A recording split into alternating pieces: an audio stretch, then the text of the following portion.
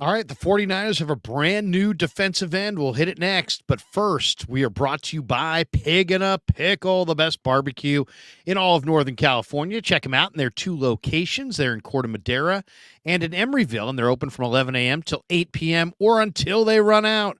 Pig and a Pickle, the best barbecue in all of Northern California. Check it out. Say hi to Damon and Mary. Tell them that Larry Krueger sent you. Get the brisket chili. It is amazing. All right, let's talk a little 49ers. I mentioned this the other day. The 49ers are going to keep signing defensive ends. Why? Because their quality of defensive end depth is not great, and they play their defensive line in a rotation. Let's talk a little bit about it. The latest guy they signed is Ladarius Hamilton, but let's talk a little bit about where the Niners sit. Now, Nick Bosa is still holding out. When he comes back, he's going to start. And most likely either Drake Jackson or Cleveland Farrell's going to start opposite him with Hargrave and Armstead in the middle. That's a really good number one line. In fact, that might be one of the best number one defensive lines in all of football. Probably is the best. But Chris Kocurek runs his guys in a rotation. They lost Samson Ebukam and Charles Omenihu and Jordan Willis. And those three guys contributed for over 1,300 snaps last year. And they were a key factor down the stretch. In fact, that trio averaged 91 snaps per game in the 49ers' three playoff games against Seattle, Dallas, and Philadelphia. So they've lost a lot by losing those three guys. And just from being in camp every day, their tackle depth is really pretty good. You got Kevin Givens and Javon Kinlaw as the second team defensive tackle tandem. Then you got T.Y. McGill. You got Marlon Davidson, Kalia Davis, Spencer Wagee.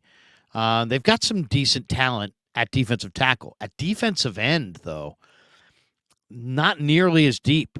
I mean, so there's Bosa and Jackson. Let's say those are your ones. And Cleveland Farrell is your third defensive end. But who's going to be defensive end number 4 and defensive end number 5 and defensive end number 6 if there is one?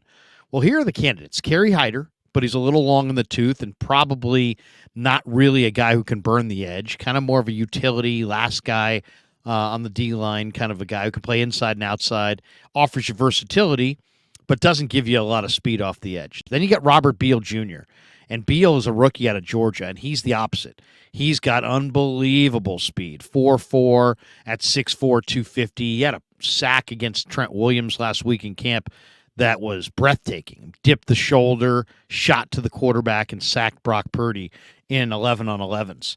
But does he do it consistently? He's been hurt a little bit this summer. Can he do it consistently? He's a rookie. There's a lot of unknowns with Robert Beal Jr. The potential is there, but can he do it down after down, game after game? Can he stay healthy? Then there's Austin Bryant, who played in Detroit last year. The Niners signed him as a free agent. Really long arms, but really skinny legs. Doesn't anchor well against the run. Not necessarily an issue with the Niners in the wide nine, but we'll see what Bryant can do. He has good days and bad days in camp. Then there's Alex Barrett. Barrett, doesn't really look like your prototypical defensive end. He's a little shorter, a little thicker.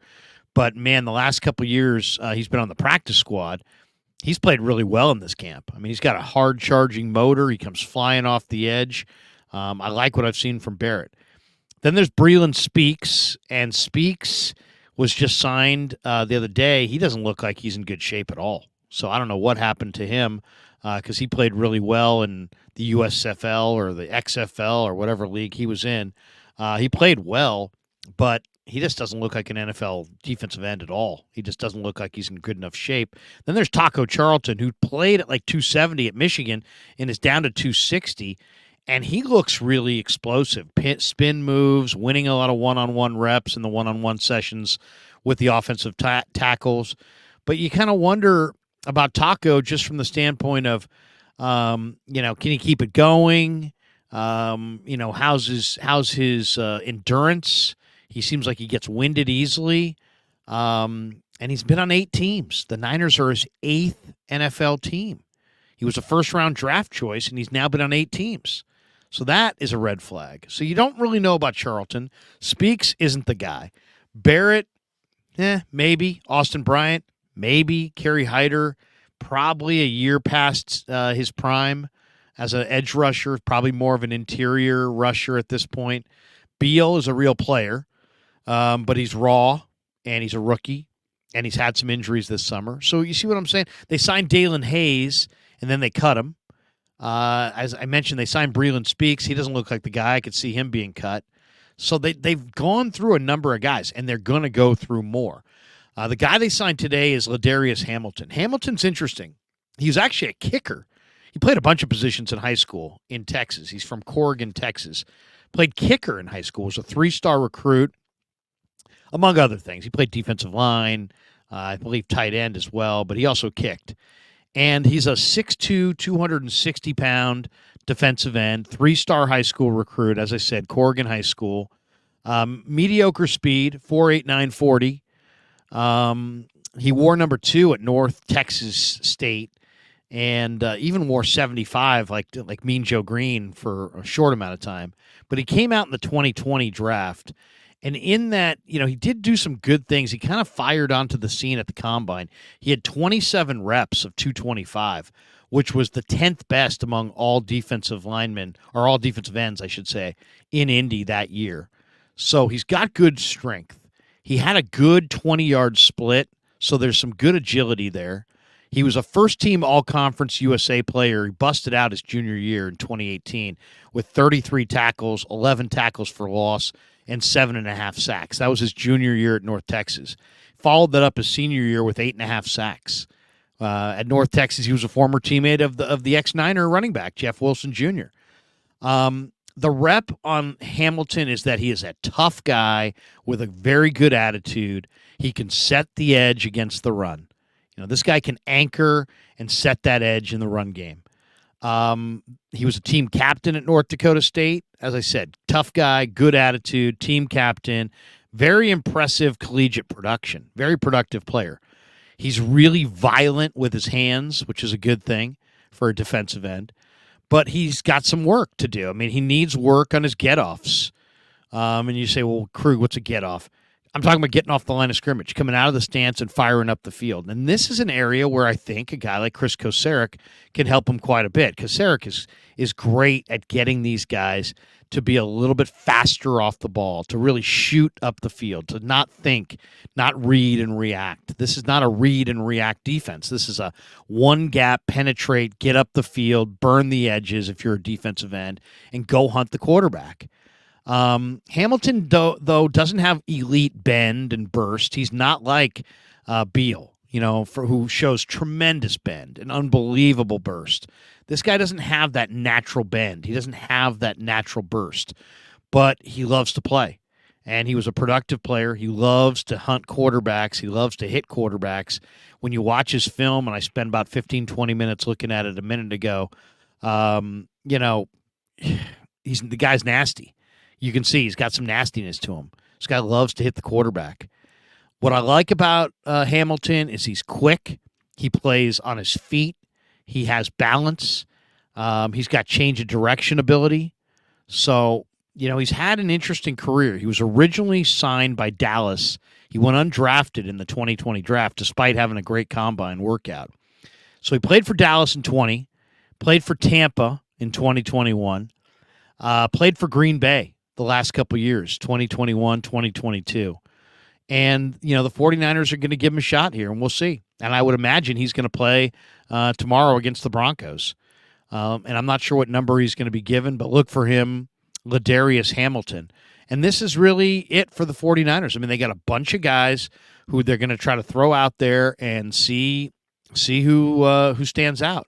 And right now, this is a problem. I mean, this is a real problem because you got to have, let's say, 10 defensive linemen. Of those 10, 5 or 6 have got to be defensive ends. Well, you got Drake, if he's healthy, and he's not right now.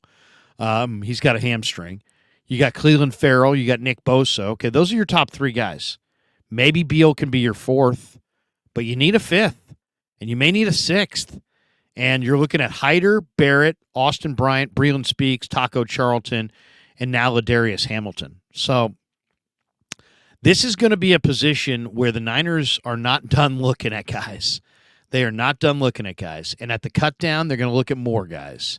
And you may see them sign a free agent of note after they sign Nick Bosa and create a little cap room. You may see them trade for a player at the cut down who was a high pick in a past year Clavon Chason is out there. There's a number of guys. Jerry Hughes might be a guy that could trade for. He's 35, but the Texans are probably going young, and you might be able to get a guy like Jerry Hughes. He had 9.5 sacks last year. Jadeveon Clowney's still out there. Melvin Ingram's still out there. I'm looking at Dallas as well. Dallas has Dante Fowler, Junior Fajoko, and Tyrus Wheat, all really good edge rush players, I think, that none of which may make the Dallas roster. Dallas is loaded at defensive end. So they're going to wind up cutting a couple guys, and I would love to have Tyrus Sweet. I'd love to have Junior Fajoko.